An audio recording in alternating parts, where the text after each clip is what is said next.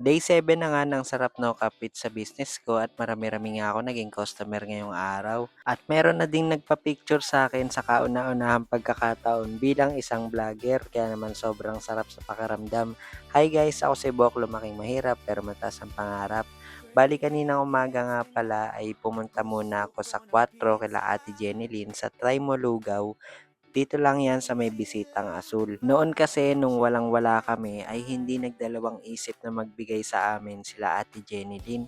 Kaya naman ngayon na medyo nakakaraos na at pwede nang bumili, ay sa kanila ako bumili ng almusal. Masasarap din kasi talaga yung mga paninda nila, lalo itong carbonara na sobrang paborito ko. After mag-almusal, bilang puyat nga tayo, ay nakatulog ako tapos tanghali ay nag-asikaso muna ako sa bahay. Hanggang sa 2:00 na nga ng hapon, ito nga ang unang order kay Ma'am Christina. Maraming salamat po. At shoutout dito kay Domeng na nakita ko dito sa Marby. Dahil nga dito ako nagtatrabaho ay marami na rin ako nakasama dito at naging kaibigan. Siguro isa ding rason kaya kinaya ko lahat ng pagsubok ay dahil may mga kaibigan nga ako na po pwedeng sandalan. Pag uwi ko nga galing ng San Francisco ay inaskaso ko agad yung susunod na mga order at nagulat nga ako nang bigla itong nagsabay-sabay. Kaya naman eto nung matapos ako, napakalaking tulong talaga na meron akong thermal bag na ganito. Insulated na din kasi to kaya yung init ng product ay hindi agad-agad mawawala.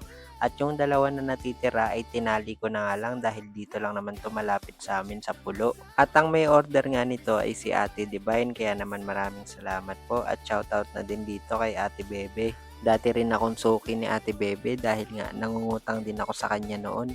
At tapos pumunta na nga ako dito sa Matres sa may bukid. Dito nga kasi yung susunod na customer ko. Tapos sobrang sarap sa feeling kasi sabi nga nila ay palagi nila akong pinapanood. Tapos nagpa-picture pa sila sa akin. Yung tipong sila talaga nag-insist na magpa-picture sila, na isama sila sa vlog. Sobrang sarap talaga sa pakiramdam nun at nakakawala ng pagod. Kaya naman maraming salamat po talaga. Sobrang thank you talaga Lord kasi ito pala yung plano mo sa akin, yung magtinda ng pizza. Para nang sa ganun ay marami din akong nai-inspire. Shoutout din dito kay Ate Leia, maraming salamat po sa pag-order, 3 box kagad yan. Tapos sa December 16 ay meron pang 4. At dito naman kila Regine at kay Ate Eden, shoutout po sa inyo, maraming salamat din. Si Regine nga pala ay palaging bumibili sa akin every time na may ititinda ako, kaya naman talagang napaka-supportive niya. Pagkatapos ay may dumayo pa nga dito sa amin kaya naman ginawa ko na agad yung order para maiuwi na nila. Shoutout nga sa inyo mga madam, maraming salamat din po sa pagpunta. At dito kila Ate Annalisa, maraming salamat din na taga Baguio.